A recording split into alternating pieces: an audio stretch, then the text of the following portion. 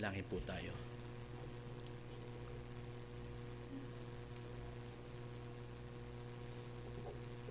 Minsan pa, Ama,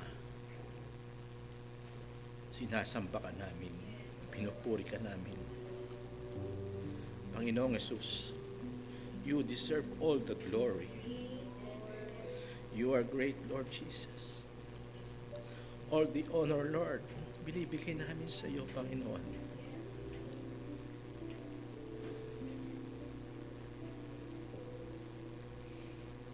Hindi man namin makumpleto ang pananalita, pero pinupuri ka namin, sinasamba ka namin.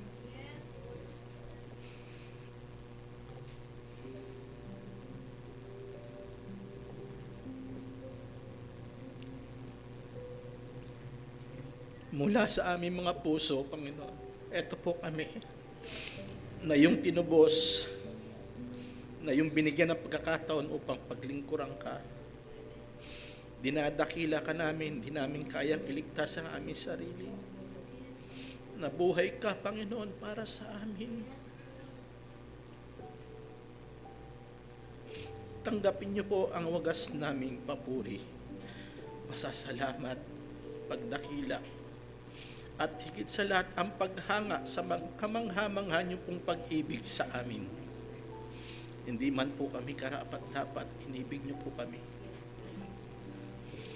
Hayaan niyo po, Panginoon, sa bawat sandali sa araw na ito at sa lahat ng araw ng aming mga buhay. Hindi man po kami nangangako kasi ikaw po naman talaga ang gumagawa sa buhay namin upang kami magpatuloy, upang kami maglingkod sa iyo. Salamat po sa biyaya ng iyong banal na Espiritu. Salamat po sa iyong mga salita na nagiging makapangyarihan para sa amin. Salamat po, hindi, Panginoon, sa mga araw, Panginoon, kundi sa iyong mga tinakda para ikay luwalhatiin, madakila. At salamat po sa araw na ito. Nilagay niyo po kami sa liwanag, Panginoon, ng iyong mga salita. Hindi namin mapigilan. Minsan, Panginoon, hindi namin maipahayag kung gaano kakabuti. Pero tinitingnan niyo po ang lahat ng aming buhay, aming puso, ang aming mga gawa, dahil ikaw po ang gumagawa. At muli sa umaga pong ito, nahabilin po namin sa iyo ang lahat pa na natitira, Panginoon, upang ikay dakilain namin. Bagamat ito'y may oras ng pananambahan, pero araw-araw gusto namin ikay luwalhatiin. Salamat po na marami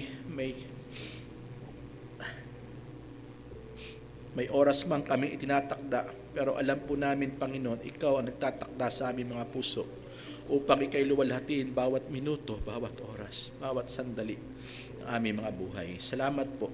At hayaan niyo po ano man ang aming gagawin sa araw na ito, mabigyan ka namin ng karangalan. Maluwalhati ka po namin, Panginoon. At higit sa lahat, sa iyong salita, luwalhatiin namin ang iyong mga salita. Sambahin ka namin sa pamamagitan ng iyong salita. Luwalhatiin ka namin, dakilain ka namin, sapagkat ikaw ang kamanghamang wonderful works niyo po, Panginoon.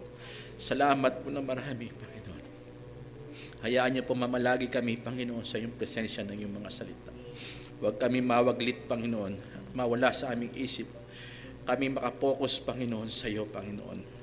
Salamat po sa laban namin. Ikaw po ang nagtagumpay para sa laban namin. Dinala niyo po kami sa pagkatagumpay, Panginoon.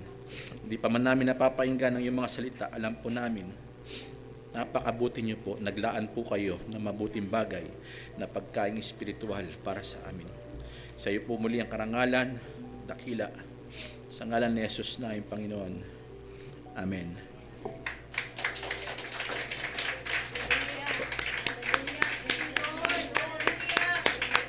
Sige po, palakpak ka na sa Panginoon. Dakila ka, Panginoon. Praise your holy name, Lord.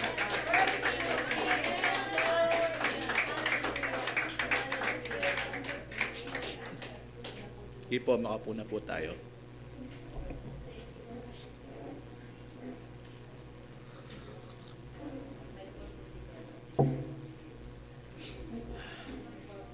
Bago po ako mag-start, Meron pa po akong reflection sa ating retreat.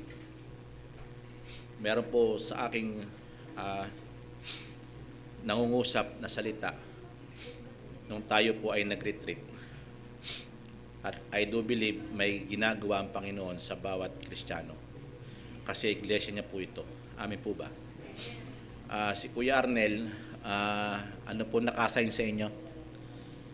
Nung sa 7 last word, di ba? It is finished. Sandali lang po, di ba? Ang daling salita. Maiksing salita. It is finished. Sabi niyo po, it is finished. Nag-usap kami ni Pastor kasi sabi ko, hanggang sa ngayon, nangungusap sa akin yung salita ng it is finished. Alam niyo po ba yung salitang it is finished ay tetelestai, di po ba? Tetelestai. Okay, tapos na po. O, naganap na po sa isang salita. So, ang tetelestai ay ginamit sa isang salita ng business. Ginagamit po ang tetelestai sa isang salita sa business, sa kanyang pamamaraan. Pag may utang ka, dapat bayaran. Po ba? Kasi business tayo eh. Utang mo to, bayaran mo. Po ba? Sa business, ginagamit po yon. Alam niyo po ba, ang business ng Panginoon, bayaran ng ating utang. Ano yung utang natin hindi kayang bayaran? Kasalanan. Our sin is fully, paid. Kasi bayaran eh. Paid. Yun po yung sa business. Pangalawa, sa judiciary, sa hukuman. Ang tetelestai ay ginamit sa salita na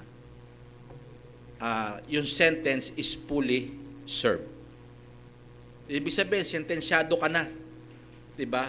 Pero meron na nag-serve doon sa kaso mo na dapat ang sentensya mo walang hanggang kamatayan.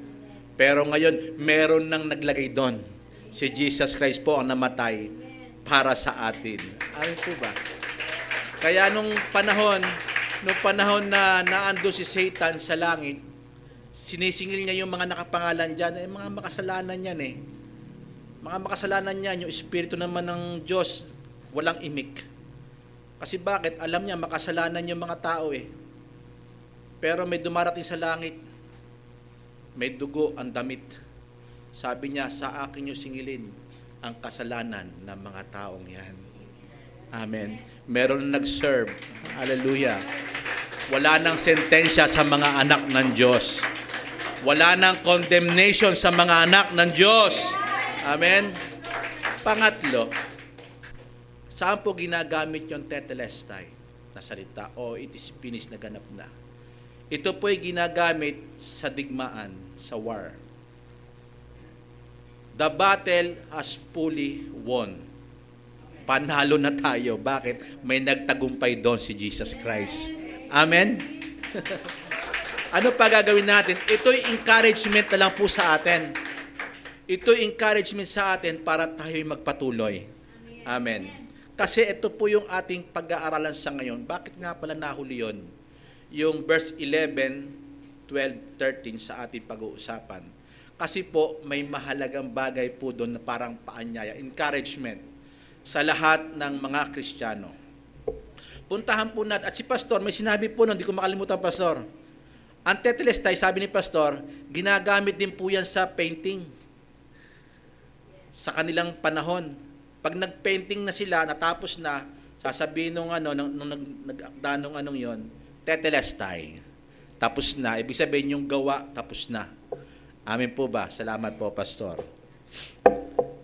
Kaya yung ginawa ng Panginoon na pagliligtas, tinapos niya sa krus ng Kalbaryo. Amen. Amen. Tama po, naibalik na yung wangis ng Diyos sa atin. Dahil ito yung ninakaw ni Satan po ito eh. Di po ba? So, salamat po. At tayo po bumalik sa ating aralin. Ang iglesia ng Diyos na buhay, sino po dito yung mga kawal? Tara na, laban tayo. Sabi niyo po, lumaban tayo. Kaya nga ang retreat napakahalaga. Kasi may balik tayo. Meron tayong sugod. Amen. Bumalik tayo sa presensya ng Panginoon Naggawa tayo ng pamamaraan o tactics para matalo at magapi natin ng kaaway. Amen. Pero yung future, alam nating panalo tayo. Bakit? Nandun naghihintay ang Panginoon sa atin. Amen. Hinintay nila tayo na lumakad sa kanyang mga salita. Mahalaga po yung ating pag-aaral. Okay, Iglesia ng Diyos sa buhay. Buksan po natin key verse po natin. Ephesians chapter 6, verse 11. Magbihis kayo ng buong kagayakang ng Diyos upang kayo magsitibay laban sa mga lalang ng dyablo. Sandali. Parang gano'n, sandali. Isusuot ko para ako'y lumaban na. Amen. Amen. Minsan, di ba, nakakalimot tayo magsuot? O minsan naman, pag napangaralan tayo, nakakalimutan natin. Di po ba? O minsan naman, sa panahon natin, parang abala tayo sa mga bagay-bagay na ginagawa natin. O nga pala, ang pangaral pala kahapon, ganito Di ba? Nakakalimot. Pero ang Panginoon laging nagpapaalala sa atin sa pamamagitan ng kanyang banal na Espiritu. Amen po ba? Kaya tayo nakakabalik sa Kanya.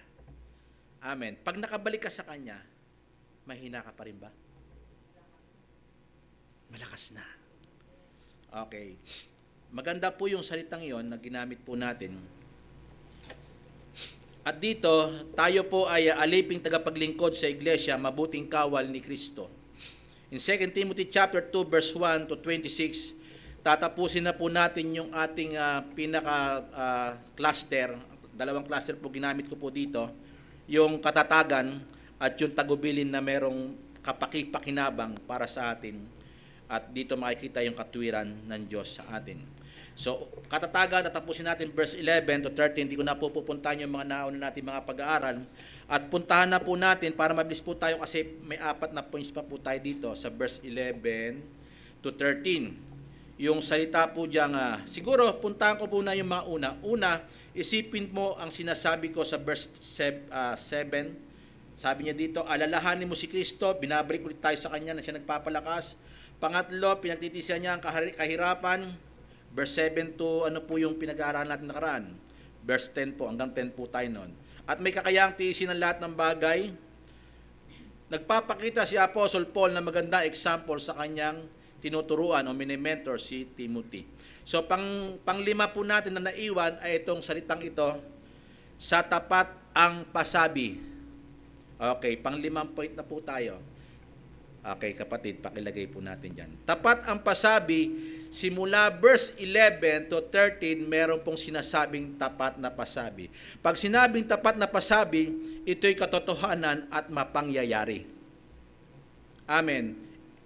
Yung Proverbs, maganda ang mga salita, Proverbs, tsaka yung mangaral, ito'y napapakinabangan dahil sa mga karunungang ibinigay ng Diyos sa tagapagsulat. Amen. At etong talatang ito, makikita natin kung gaano kaganda. At ipapakita sa bandang huli kung ano tayo sa kanyang harapan. Tingnan po, ito'y encouragement, ito'y tara na. Sabi niyo po, tara na. Kumbaga sa tapos na ang Panginoon Tinapos niya na Parang ito, sinasabi ni Apostle Paul, may magpapalakas sa atin, magtiis tayo. Pero parang ito'y ini-encourage na lahat tayo sumama. Sa ganito, bakit? Tapat ang pasabi. May nangyayari sa iyong ganito, tapat ang pasabi. Ito'y totoo at magaganap, mangyayari. Hindi po nagkukulang ang Diyos. At ang mga salita niya at mga pangako niya, hindi po ito nagkukulang, ito'y laging nagtatapat. From generation to generation. Verse 11 to 13, hindi ko na po babasahin yan. Unti-untihin po natin kasi may mga A, B, ganun na nakalagay po dyan. At itong salitang ito, yung sinasabing tapat ang pasabi, ito'y tumutunghay sa present and future. Sa panahon natin ngayon, pag naintindihan natin ito sa panahon ng katayuan natin ngayon, makikita mo hanggang future. Sabi niyo po hanggang future. Makinig kayo dahil bandang huli napakalakas ng impact. Highlight po ito, yung sinasabing salita na ito'y kalakasan, highlight po ito kaya tayo papunta po tayo doon. Kasi highlight po itong 11 and 13. At verse 13, napakaganda po talaga. Ito yung big impact sa atin. Kung bakit kayang-kaya nating sumunod. Tingnan po natin. Tapat ang pasabi, ito'y present, future settings. Ito'y nilagay na. Tingnan po natin. Una, sa verse 11 ay may nakalagay po diyan na salitang, ang mamamatay ay may buhay. Sabi niyo po, ang mamatay ay may buhay. O yan. Sa verse 11, puntahan po natin kapatid. Para maintindihan natin bakit sinasabing, tapat ang pasabi, pag namatay, mabubuhay. Sandali, namatay na nga, ba't mabubuhay pa? Diba? May ibig sabihin po diyang tapat. Tingnan po natin, sinabi, tapat ang pasabi, sapagkat kung tayo'y nangamatay, nakalakip niya. Pag sinabing namatay, nakalakip niya, kung anong pagkitiis na binabanggit dito, na, alimbawa, yung gift natin, may pagkitiis po yan. At kung iyan pinahintulutan mo, tuloy-tuloy ka, naglilingkod sa Panginoon, ibig sabihin, ito na hanggang sa mamatay ka, meron ka diyang sinasabing, mabubuhay naman tayong kasama niya. Amin po ba? Ibig sabihin, yung mga naglilingkod hanggang sa matapos ang buhay, naglilingkod sa Panginoon, tiyak na merong buhay. Pag sinabing tapat ang pasabi, kaya nga may mga isang talata, may mga, hindi ko na lang po nailagay, maaring napapasok na lang sa isipan ko, at sino man na nag-iwan ng kanyang asawa, magulang, at sumunod sa akin, ay siyang makakasumpong ng buhay. Diba, meron mga example sa Bible. Sabi nung sumama ka sa akin, sabi ng Panginoon. Sabi na siya, sandali po, papalibing ko muna yung aking magulang. Sabi ng Panginoon, hayaan mo ang mga patay ang maglibing sa kapwa patay. Diba, ang ganda ng mga sagot ng Panginoon. Kasi buhay ka eh. Pag namatay ka naman, ikaw may buhay. Kasi bakit kasama mo ang nagbibigay buhay? Amen. Alam niyo po ba sa panahon natin, kasama natin nagbibigay buhay? Kasi bakit? Si Jesus Christ, yung nag-resurrect po siya, di ba, sinabi ni Sister Ruwen kanina, empty tomb na po yun, di ba? Dati tayo nakalibing doon, empty tomb na rin yun, sinama na tayo ng Panginoon sa buhay na walang hanggan. Pinaupo na tayo, sabi na Ephesians chapter 2 verse 6. Pinaupo na tayong kasama, sino? Si Jesus Christ. Wow! Future. Amen po ba? Kaya kung tayo ay na kay Kristo, tayo nabubuhay kay Kristo. At kung tayo namatay, ayan po, mabubuhay naman tayong kasama siya. Kasi pag hindi mo ipinaglingkod ang buhay mo, sino makakasama mo? Ang laki ng question mark. Kasi tanging ang iglesia ng Diyos na buhay lamang, ang siyang makakasama ng Panginoon. At sila lamang po ang makapaglilingkod ng tuloy-tuloy na may perseverance. Amin po ba? Ang laki ng impact talaga kanina nung minimeditate ko habang nagwo-worship tayo. Kaya hanggang ngayon parang may sorry po sa inyo. Okay. Ang mga namatay sa kanya ay mga mabuhay din namang kalakip niya. Amen. Tapat ang pasabing ito. Ito po yung mga inasahan ng mga Old Testament man of God and the New Testament man of God, ang mga apostle. And even right now sa ating church age, ang umaasa tayo sa Kanya, pag tayo namatay, na kalakip niya, ibig sabihin, kasama natin siya sa paglilingkod. Hindi naman tayo iwanan ng Panginoon sa ating paglilingkod eh. Kahit saan ka dali ng Panginoon, nandyan siya. Bakit? Iglesia ng Diyos na buhay ka. Amen. Siya yung tumubos sa iyo. Ang Panginoon tumubos sa atin. Kaya sigurado, pag namatay tayo, nakasama niya, may buhay naman tayong kasama niya. Amen. Siya yung may buhay na walang hanggan, kaya kasama. Kung saan siya naroon, sabi ng John, ay dumuon din naman kayo. Amen. Dahil kung saan ako naroon, ay dumuon din naman kayo. Hindi niyo ako makikita, sabi sa mga alagad niya, sapagkat pupunta na ako sa Ama. Saan baga iyon, sabi ng mga alagad. Makakarating kayo doon, di ba? Bakit? Pupunta ako doon eh. Iyahanda ako. I will prepare a place for you. Wow. Napakabuti ng Panginoon. Ngayon, nag-iwan siya ng banal na Espiritu para sa lahat ng araw ng buhay natin, lagi tayo nakatuon doon. Amen po ba? Kaya dito pa lang sa lupa, ramdam mo na may buhay na walang hanggan ka na. Kasi ang may buhay na walang hanggan, walang kalungkutan. Amen. Ano man ang sitwasyon sa buhay mo, dumaan ka man sa apoy, hindi ka pababayaan ng Panginoon. Dumaan ka sa ilog, hindi ka pababayaan ng Panginoon. Hindi ka malulunod. Bakit? Punong-puno ka ng presensya ng Panginoon. Dahil sa kanyang mga salita. Amen po ba? Bakit po? Kasi nga po, kinabubuhay mo, sino? Si Jesus Christ, yung kanyang mga salita bilang kawal. Amen. Makipagtiis ka sa akin, sabi ni Apostle Paul kay Timothy. Even tayo, tinuturo sa atin ito ng Panginoon. Tinuturuan tayo para paano tayo lumaban sa mundong ito.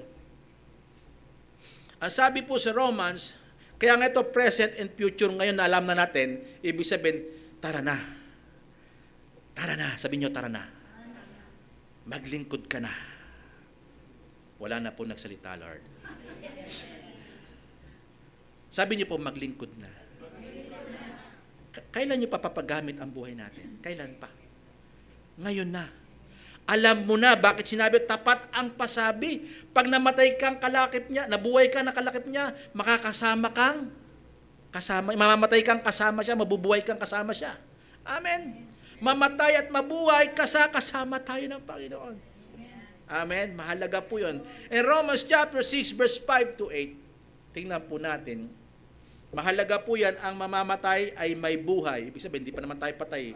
Kung mamamatay man tayo, na tayo naglilingkod sa Panginoon, di tayo bumitiw, ano po mangyayari? Kasama tayo sa buhay. Okay. Romans chapter 6 verse 5 and 8, talon po tayo sa 8. Sapagkat kung tayo nga ay naging kalakip niya, sabi niya po kalakip, kasama. Kung tayo kasama ng Panginoon, dahil sa kawangisan ng kanyang kamatayan. Pag sinabing kawangisan, may nangyari talaga sa atin personal sa kamatayan niya sa krus ng Kalbaryo. Amen. Iwinangis tayo doon ng Panginoon, dinala tayo doon sa kamatayan. Bagamat siya lang ang namatay doon. Pero parang tayo din na namatay. Alin namatay? Yung dati niyong buhay. Yung mga alipin na gaya ni Adan. Nung unang Adan, alipin sa kasalanan. Amen po ba? At ang sabi niya dito, sa kanyang kamatayan, ay magkakagayon din naman tayo. Ano daw po? Gayon din tayo. Kita mo, buhay pa tayo, may namatay na, parang nandun tayo namatay. Amen. Sa krus, wangis ng kamatayan niya doon, parang tayo rin nandun. Amen. At ang sabi niya rito, dahil sa kawangisan ng kanyang pagkabuhay na magulisi. Hello?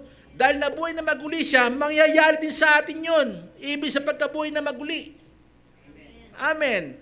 Kaya ngayon namatay, nakalakip ni Kristo, mabubuhay din kasama niya. Hallelujah. Praise the Lord. Talagang nakakapagbigay na encouragement sa atin upang tayo magpatuloy. Sometimes we fail, pero mamaya pag naramdaman na masabi sa atin ng Panginoon, tapat ang nagsabi. Tapat ang pasabi. Wow, balik ka kaagad, di ba? Kasi bakit? Nare-renew ka na naman, lumalakas ka na naman. Dahil sa mga pangako na ito ng ating Panginoon sa pamagitan ng kanyang mga salita. Amen po ba? At sabi niya sa verse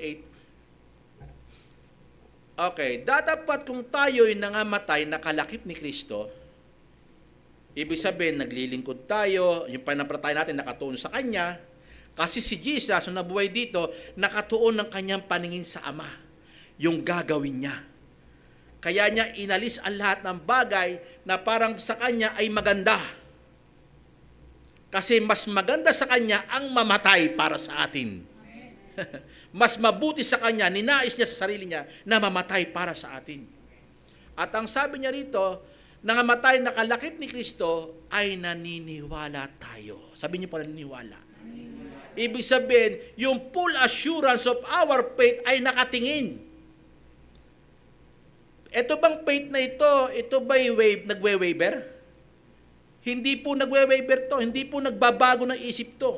Yung faith na ito na sinasabi po dito. Ang sabi niya na tayo mga bubuhay naman na tayong kalakip din naman niya. So ano pag-asa natin? Hindi, dito lang ako, pastor. Matagal pa yan. Matagal pa tayong mamamatay. 100 years. Ang haba niya na. 100 years, ibig sabihin, walang hanggan na ba yan? Saan mo pa ipapagamit ang buhay mo? Sa nalalabing oras mo. Halimbawa ako, nasa katanghalian na ako, 50. Halimbawa, ang pinaka-range ng aking buhay, 100. Nasa tanghali na pala ako. Di ba? Yung 75 to 80, nasa merienda na sa hapon. Hello? Alas 3, di ba? O yung mga 95, si Papa, papalapit na po yan sa takip silim. Parang ganon, di po ba? Hello? Pero ang tunay na buhay dito, sinasabi rito, ang asahan mo yung makasama ka ni Kristo. Amen. May buhay ka nga na 120, 150. Meron pa ba nun? O kung may mabuhay, palagay na natin, may 150 pang mabubuhay. Yung ba'y walang hanggan na. Ang mahirap nun, hindi pa kalakip si Kristo o kasama sa buhay na walang hanggan. Ano mas nanaisin mo? Di ba na mabuhay ako ng kahit ng mga 20 years old, kasama ko naman ng Panginoon walang hanggan. Amen po, bakit na-accomplish mo yung pinagagawa sa iyo ng Panginoon? Amen. Hindi po sa haba o sa ikli, kundi doon sa pinaglingkod mo ang buhay mo sa Panginoon. Amen. Yun yung kanyang pangako. Yun yung kanyang salita na hindi natin parang masasabing, ay, sinabi lang niya yan eh. Tapat ang pasabi. Amen. Mahalaga po yun. Philippians chapter 1, verse 21. Si Paul, first imprisonment po ito ni Apostle Paul, kaya niya nabanggit ito. Ang hirap kaya pag wala kang kaalam-alam sa kulungan, di ba? Hindi mo alam kung anong gagawin mo, paglilingkod mo, nahadlangan na. Tapos yung hirap na naranasan mo, ito pong Philippians, first imprisonment niya po ito, kaya siya nakapagsulat. Ito po yung sinulat niya nung nakulong po siya. At ang sabi niya rito, sapagkat saganang akin, ang mabuhay ay Sino mabubuhay? Maraming Kristiyano, si ako ang nabubuhay. Amen.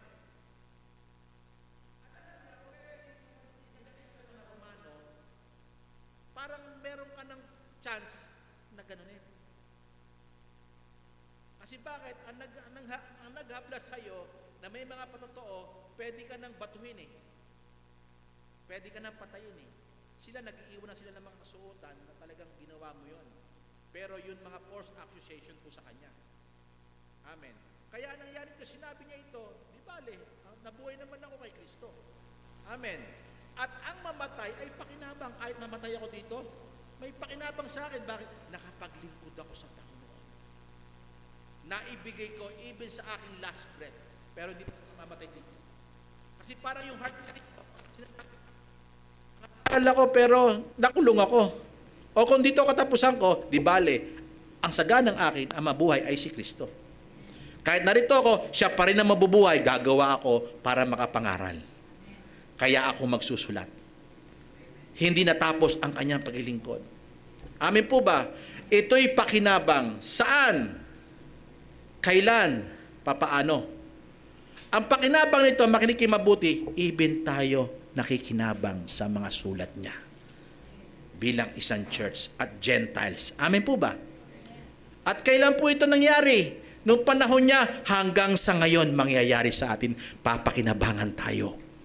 Pwede ka rin pakinabangan pag ipinaglingkod mo sa Panginoon ang buhay mo. Kaya ito encouragement para sinasabi dito, tara na. Kasi tapat yun na ngako, tapat yun nagsabi. Ang mamatay na kalakip niya ay mabubuhay na kalakip niya. Verse 11, di po ba? Kaya dito, ini-encourage niya tayo, magpatuloy tayo. Nalungkot po sila, Lord. Hindi nagpapatuloy po tayo sa paglamyerda. Nagpapatuloy tayong maging busy sa kanyang ubasan. Amen. Maging busy tayo. Pamilya natin, ubasan natin yan. Amen. Ang Panginoon nagmamayari niya, pinagkatiwala ng Panginoon sa atin yan. Maging busy tayo dyan. Maging busy tayo para sa paglilingkod sa Panginoon sa ating kapwa sa labas, community. Amen. At doon sa school, sa trabaho, at ang itong church natin, maging busy tayo. Amen. Ang isip natin nakatuon sa mga bagay sa spiritual, sa kingdom of God. Although may ginagawa tayo, katrabaho tayo, iniisip pa rin natin yung kapakanan ng iba para ma-share ang Panginoon. Amen. Okay, pangalawa, mabilis po tayo, ay mabagal pala, una pa lang pala yung 4 po ito, sorry po. Pangalawa, sa verse 12 ay isang salita, tapat ang pasabi, una, ang mamatay ay may buhay. Ang mamatay nakalakip si Jesus Christ, ay ano daw po, may buhay na kasama si Jesus Christ, verse 11. In verse 12, ang magtiis ay, wow, ilang beses sinabi ang pagtitiis sa chapter 2 ng 2 Timothy. 4 times na sinabi at dito tapat ang pasabi.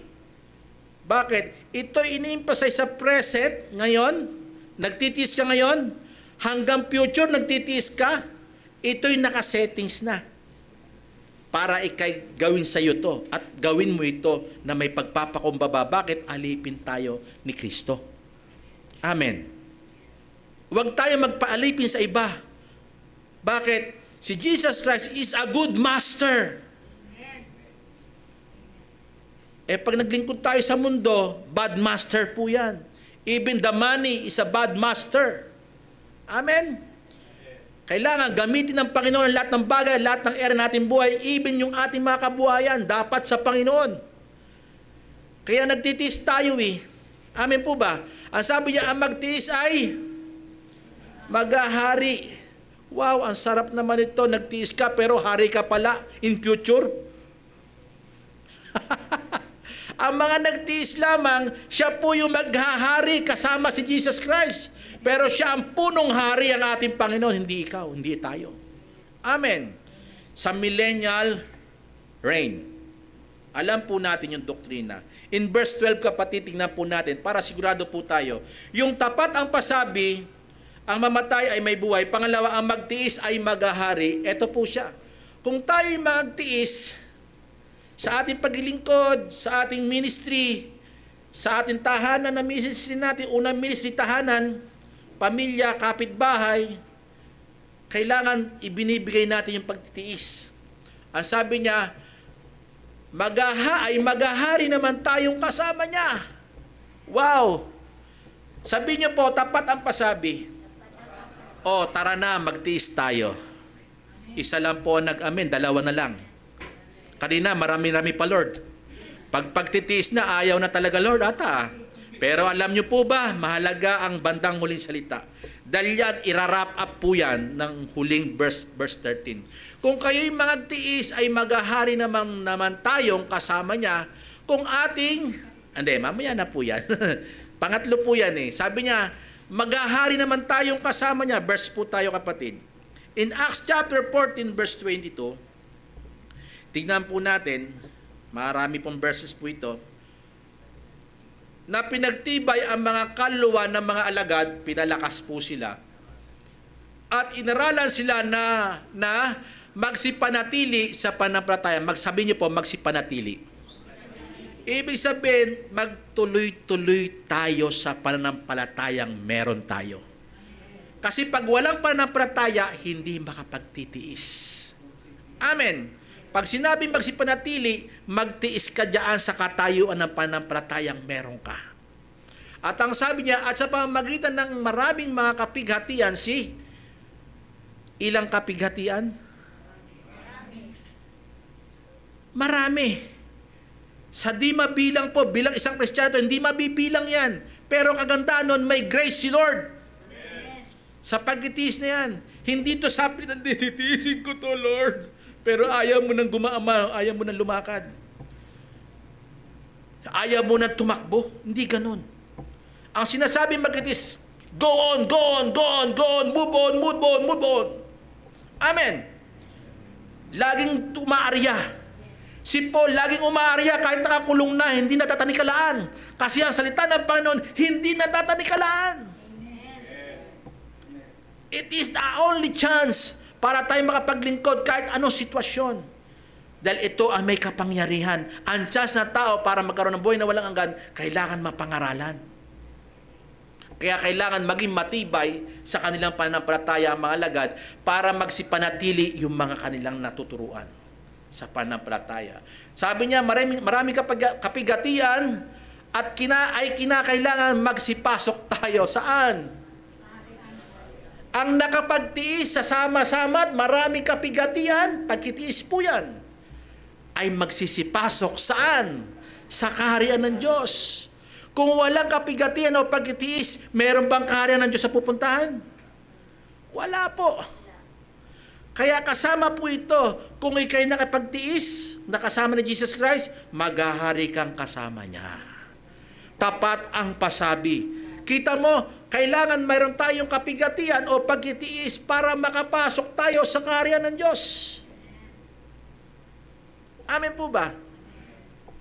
Ayoko na, Pastor, puro pala kayo pagkitiis sa pag-aaral nyo dyan.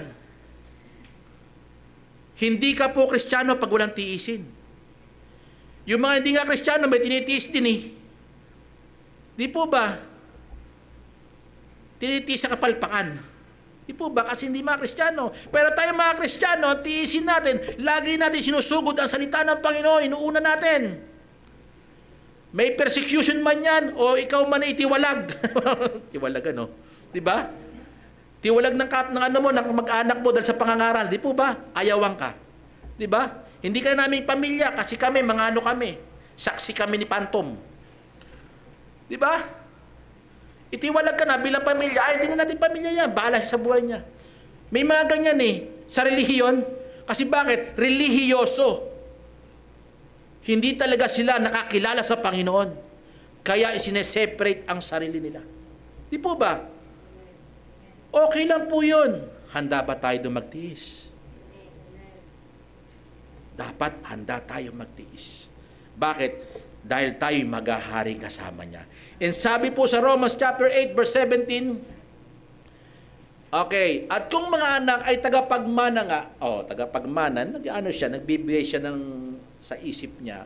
O yung anak, di ba, tagapagmana?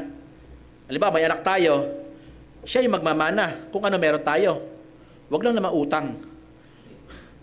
Diba? Pero dahil dito, sinasabi rito, tayo'y anak ng Diyos. Ang context ito, anak ng Diyos.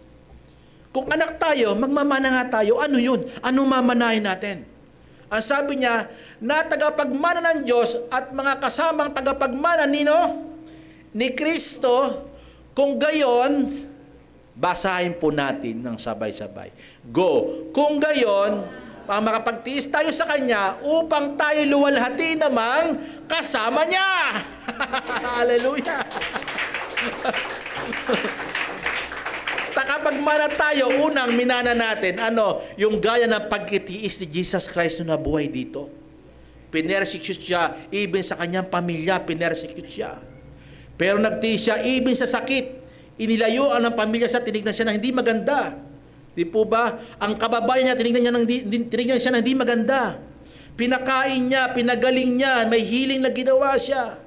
Pero sila pa rin nagsabing ipako yan sa krus. Amen? Ang nagsabi ng malakas na boses, Hallelujah! Hosanna in the highest! Lately, sinabi na, ipako sa krus. Di ba? Ang sakit sa kanya yon. Tayo ba, handa ba natin tanggapin yon? Pag tinanggap mo yon na maluwag, kasama tayong luluwalhati ni Kristo sa kanyang kaharian. Amen po ba? Dahil nagtiis tayo. Amen. At kahit paratangan tayo hindi maganda, dahil nagtiis ka, maghahari tayong kasama si Jesus Christ. Amen. Bakit? Tagapagmana tayo. Ang unang milan natin, yung pagkitiis niya. At susunod na mamanahin natin ay ang buhay na kasama siya. Amen po ba?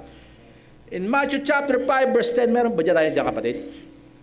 Okay, mapalad ang mga pinag-uusig dahil sa katwiran, sapagkat kanila ang... Wow, hallelujah. Pagkitiis po yan. Inuusig ka, kailangan mo magtiis. Born again ka pa dyan eh. Diba? Sasabihin sa atin, puro ka born again, puro ka born again. Puro ka Bible, puro ka Bible. Puro ka pray, puro ka pray. Puro ka church. Okay lang. Bakit? Ito ang patunay na ikay anak ng Diyos. Bakit? Mamanahin mo ang langit. Amen. Tuloy po natin. Example, si Moises. Anong settings niya? Ano yung nangyari sa kanyang buhay? Si Moises ay napakabantog sa Ehipto.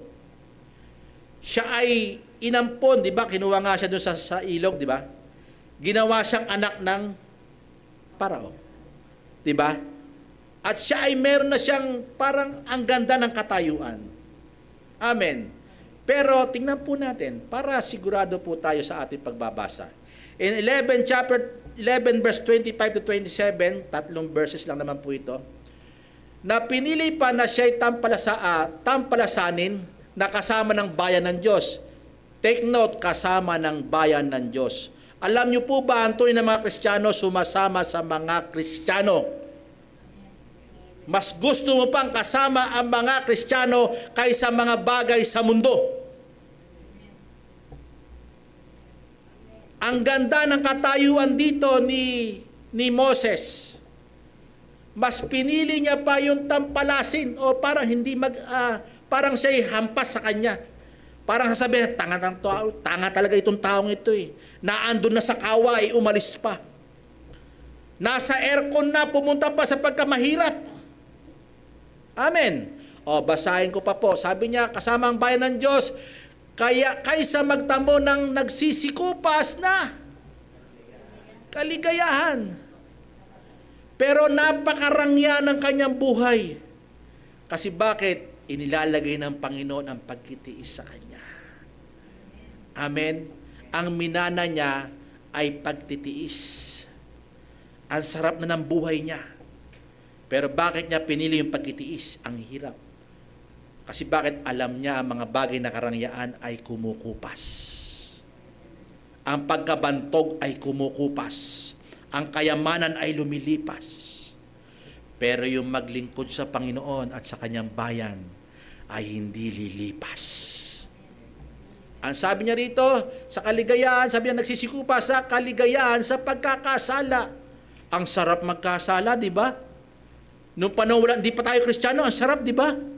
Hello? Sanay na sanay tayo, kaya di tayo turuan, di ba? Amen po ba?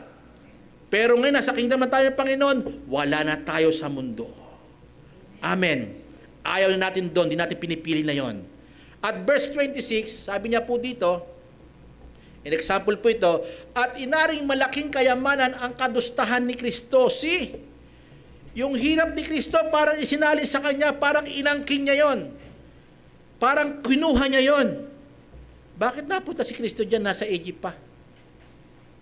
You know what? Nagpakilala na si Jesus doon sa kanya. Saan?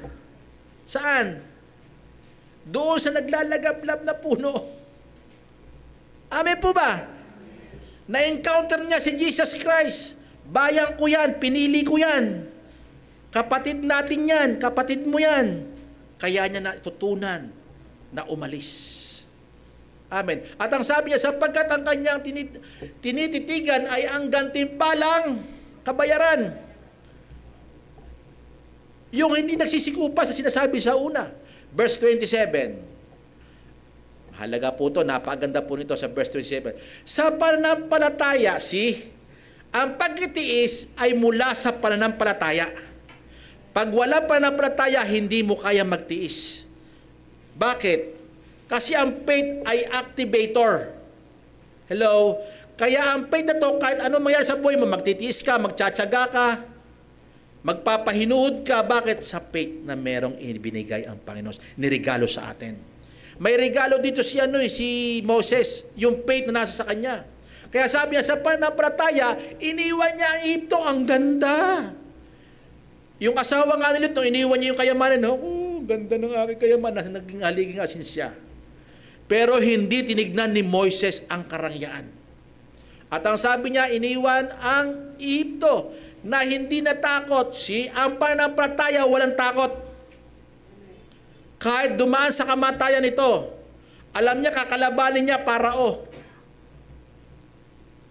Mas pinili niya pa yung mga Walang parang tingin ni alipin, walang kwenta, walang halaga sa paningin ng mundo. Sino yon? Yung Israel. Pinili niya yung bansang Israel. Bakit? Kasi kalahi niya yon. Gayon, dapat pinipili natin Kristiyano na makakasama natin. At ang sabi niya dito, sapagkat nagtigang tulad na nakakita niya di nakikita. Ang faith ay nakikita ang mga bagay na hindi nakikita. Parang ganun. Gaya na sinasabi ng Hebrew. Diba? Ang pananampalataya ay tumitingin sa mga bagay na hindi nakikita. Hello? Kasi ang katiyakan ng pananampalataya doon tumitingin sa malawak, sa hindi nakikita. Na parang hindi nakikita dito. Kasi ang faith nakikita yung future na mga pinangako ng Panginoon na mangyayari sa Kanya. Amin po ba? Kaya ang sinasabi po natin dito, ang magtiis ay maghahari. Amen. Nakipagtiis kay Kristo, luluwalhatiin ka naman niya kasama niya. Amen, sabi sa Romans 8:17. Pangatlo, tapat ang pasabi. In verse 12, karuktong po yun, kung ikaila natin siya, ay ikakaila rin tayo. Sa verse 12 po, balik po natin sa 2 Timothy. Yan. Pangatlo. Kung tayo magtiis, pangatlo po yan, sa huli, sa second phrase, kung ating ikaila siya, ay ikakaila naman niya tayo. Ano ibig sabihin doon? Negative na po ito. Kaya na, puro positibo. Ang sabi niya sa una, kung namatay tayong kalakip niya, makakasama tayong buhay na kasama niya. Pangalawa, kung magtiis tayo, maghahari din tayong kasama niya.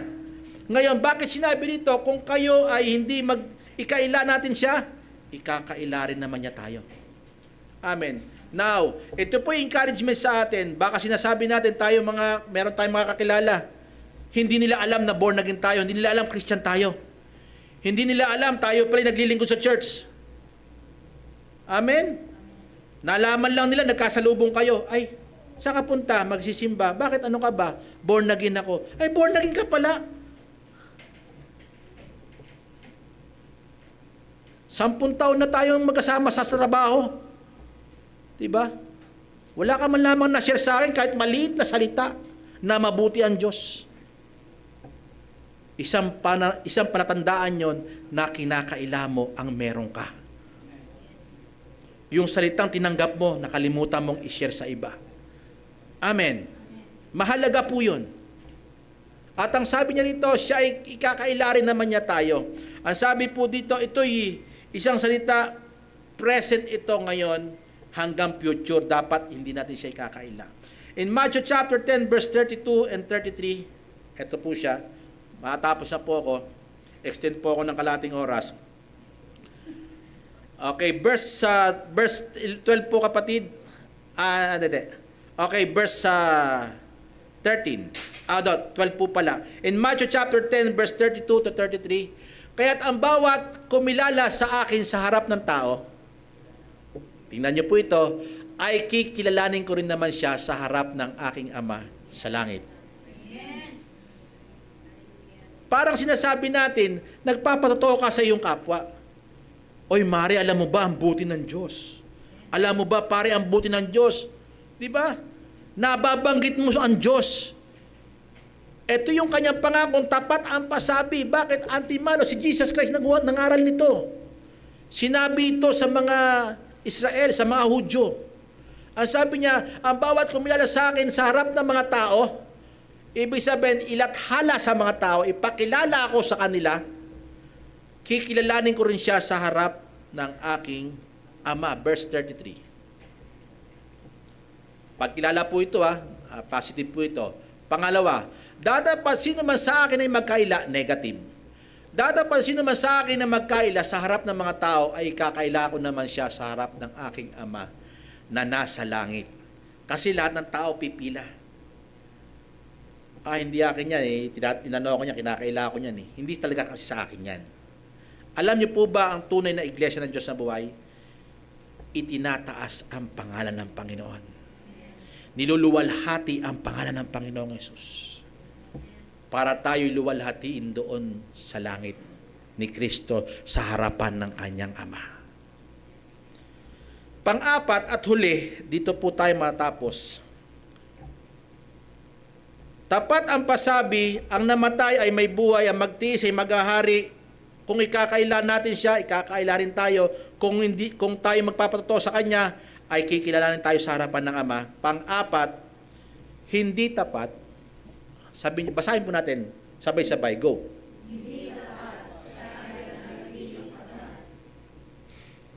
Wow!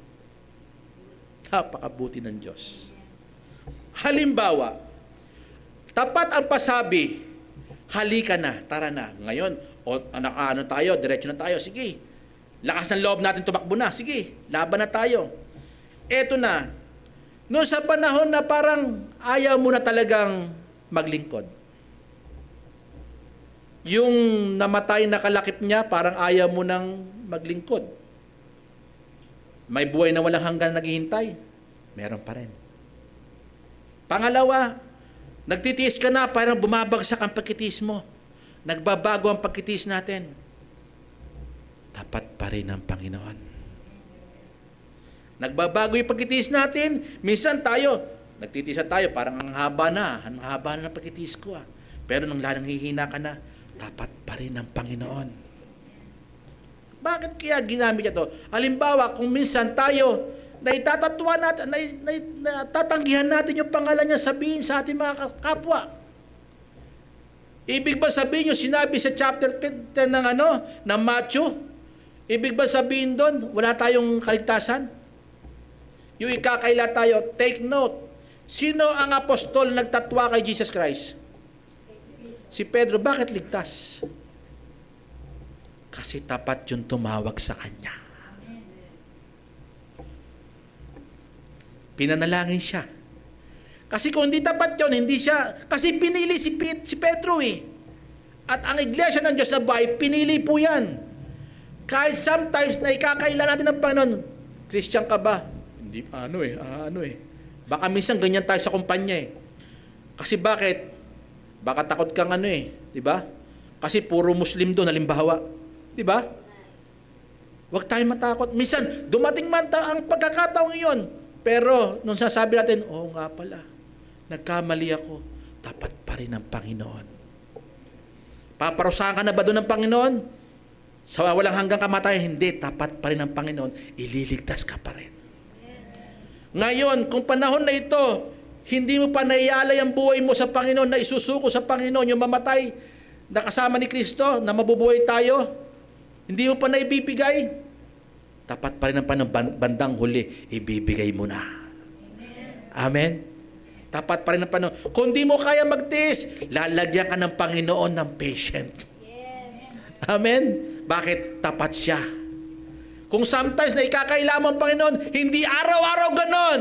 Kasi pag dumating ang time, hindi mo na kayang ikakailangan ang Panginoon. Bakit? Bibigyan ka ng lakas ng loob ng banal na Espiritu. Amen. May panahon ng Panginoon. Kasi bakit? Tapat ang Panginoon sa atin. Hindi laging ganon. Kung sometimes nangyayari, pero hindi laging ganon. Kasi tapat ang pasabi at siya'y mananatiling tapat. Sabi niyo po, nananatili.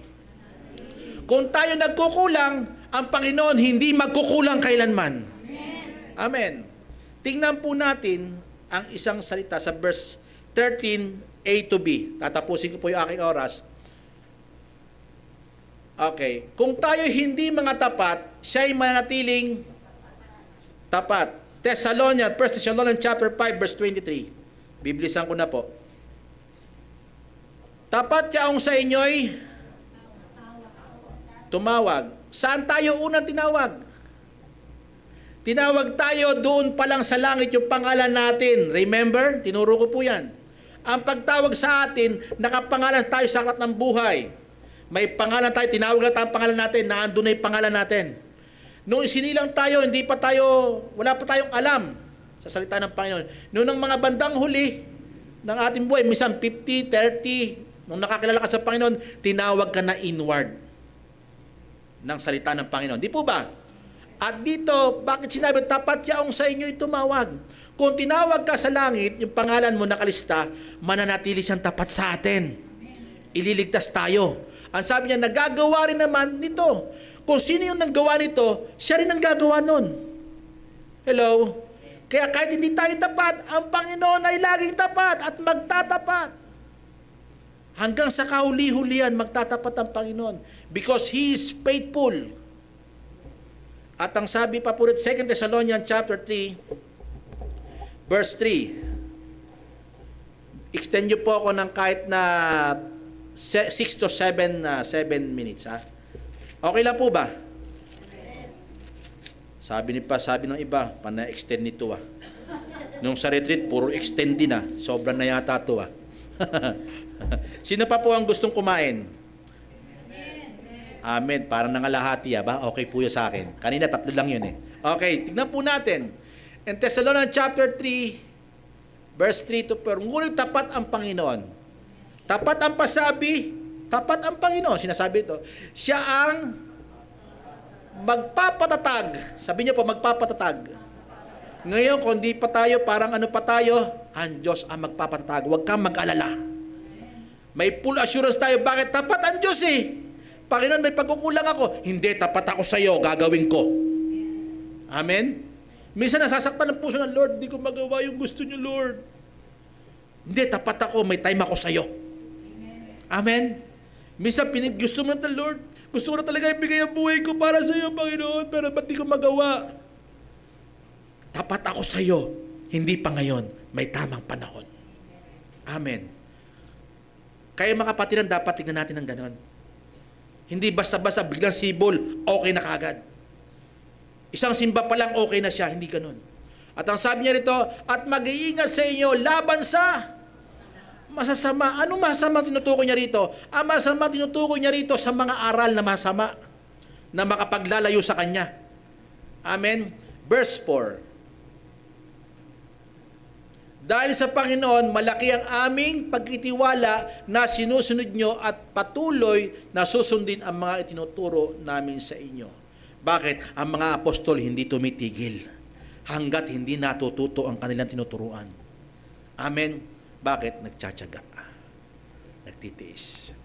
Mahalaga po to, tapat ang nagsabi at sinasabi, tayong hindi tapat, siya'y mananatiling tapat sa atin. Ano ibig sabihin dito?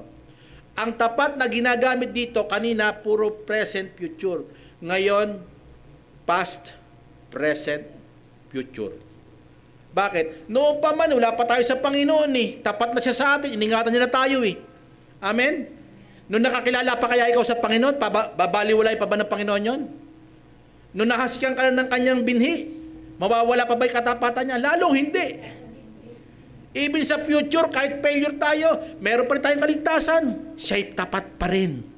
Amen? Ipupulpil niya, plano niya sa ating mga buhay. Kung ano sinabi niya, mapangyayari po yun. Yung mga pangako niya. At bandang huli, 13c, verse 13c, dun sa ating text, bakit kaya nangyari ito? Tapat ang pasabi, ang namatay na kalakip ni Kristo ay mabubuhay na kasama niya. Ang nagtiis ay maghahari. Ang kumilala sa Kanya ay kikilalanin din naman niya sa harapan ng Ama. Eto po. Kung tayo hindi tapat, siya'y mananatiling tapat. Bakit? Bakit kaya niya ginagawa yon? Bakit niya ginagawa sa huling praise? Bakit niya ginagawa magtatapat siya? Bakit niya kailangan magtapat sa atin hanggang sa habang panahon? Sa simulat sa Paul hanggang sa katapusan natin, hanggang mapunta tayo sa Kanya. Bakit siya nagtatapat? Basahin natin yung huli. At ito yung concluding na very impact, na talagang napakalakas ng highlight nito. Sapagkat hindi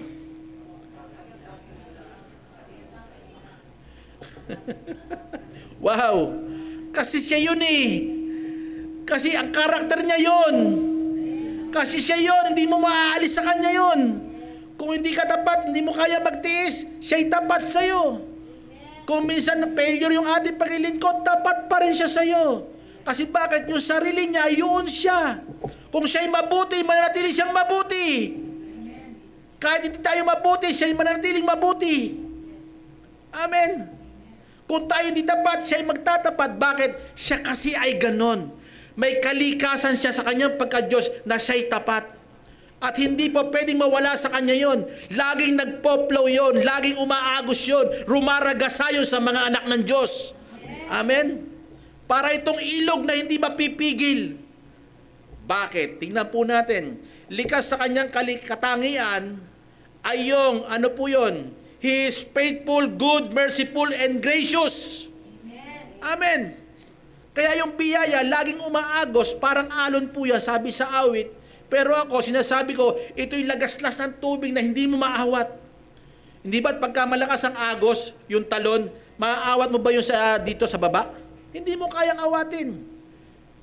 Sa ating mga buhay, nagpapatuloy ang katapatan ng ating Panginoong Heso Kristo. In Psalms 136 verse 1 to 3, magtatapos po ako sa 2 verses pa. Sabi niya, o magpasalamat kayo sa Panginoon sapagkat, nariyan po yan, binabasa po natin dyan, lagi nakikita niya. Sapagkat siya ay mabuti, yung kalikasan niya, yun siya eh. Bakit tatapat siya eh? Bakit? Kalikasan niya to eh. Siya ay mabuti sapagkat ang kanyang kagandahang loob ay magpakailan paman. Magpailan paman? Magpakailanman. Verse 2, uulitin po natin. O magpasalamat kayo sa Diyos ng mga Diyos sapagkat ang kanyang kagandahang loob ay magpakailanman. Bakit? Siya yun. Kaya walang hanggan natin tatamasahin hanggang nabubuhay tayo dito. Verse 3. O magpasalamat kayo sa Panginoon, o give thanks unto the Lord sa Panginoon sapagkat ang kanyang kagandahang loob ay magpakailanman. And Psalms 32 verse 10, ito po ang gustong-gusto ko. Bakit sinabi kanina, hindi niya may kakailangan kanya sarili. Kung ano siya, yun siya. Ito'y aagos sa atin. Ito po ang sabi. Maraming kapanglawan ang sasapit sa masama sa mga hindi Kristiyano, sa hindi iglesia ng Diyos sa buhay. Pero ito ang sinasabi ng Bible. Ngunit siyang tumiwala sa Panginoon, ibig sabihin po nito, yung narigaluhan ng pananampalataya ng Panginoon, na tinubos ng Panginoon, yung hindi niya mapigilan sarili niya na ibigay ito sa mga tao, yung mga naniniwala, ito po yan. Kagandahang loob ay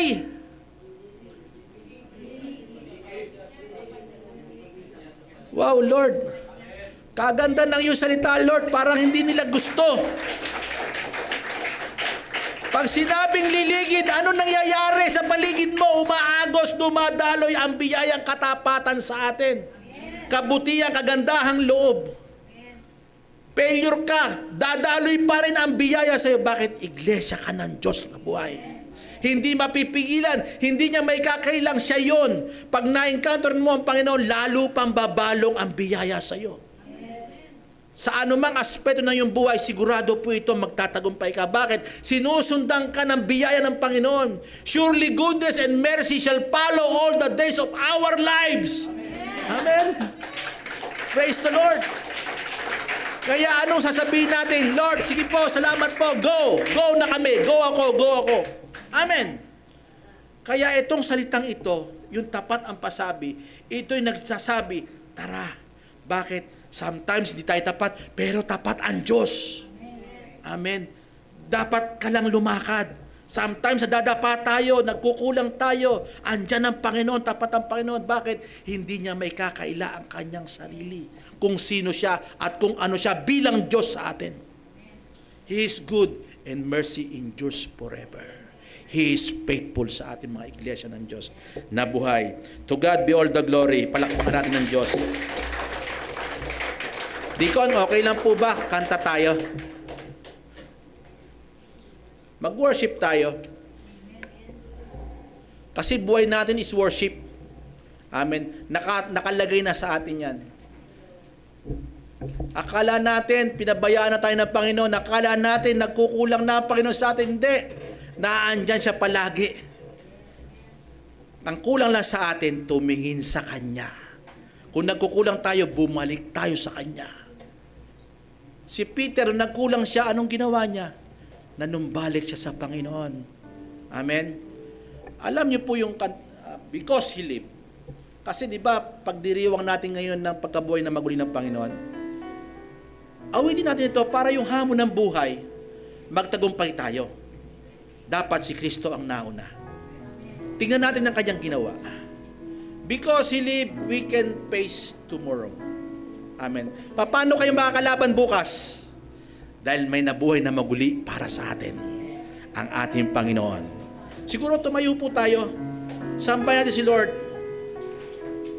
Very convincing natin ang sarili na banggitin ito at awitin.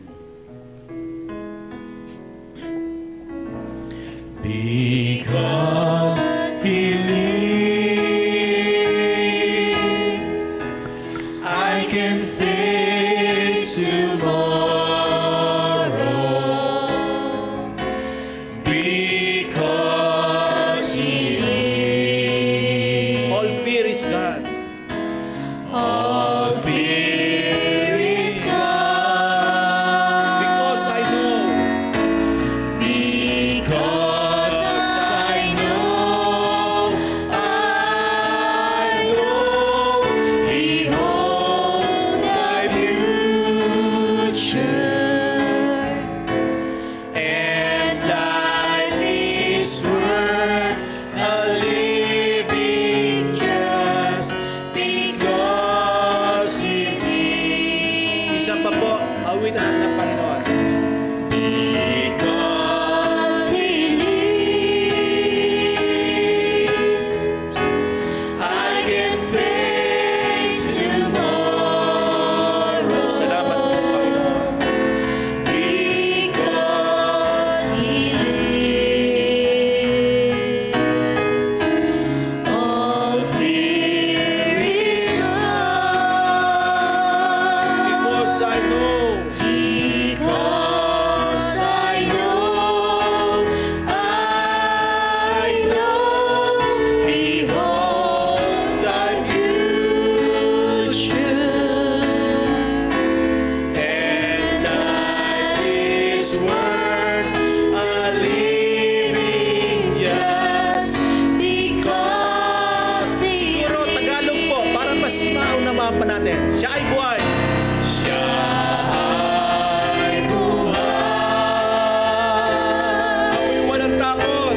Ako'y walang takot na harapin. Alin po yun? Ano kaya? Bagyo lungkot, aking nalalaman, hawak niya'y bukas. Ang buhay ko'y maligaya hanggang wakas. Taas natin natin tinig. Siya ay buhay. Siya ay buhay. Dapat tayo di matatakot. Ako'y walang takot na harapin. Bagyong lungkot, aking nalalaman, hawak niya'y bukas. Ang buhay ko'y maligaya hanggang wakas. Ang buhay ko'y maligaya hanggang wakas. Ibalik ang luwalhati sa Panginoon na nabubuhay magpakailanman. Dakila siya, luwalhati siya. Praise the Lord. Hallelujah. Sa Kanya luwalhati magpakailan, kailanpaman. Ang Panginoong Jesus lamang. Amen. Makaupo na po tayo. Praise the Lord.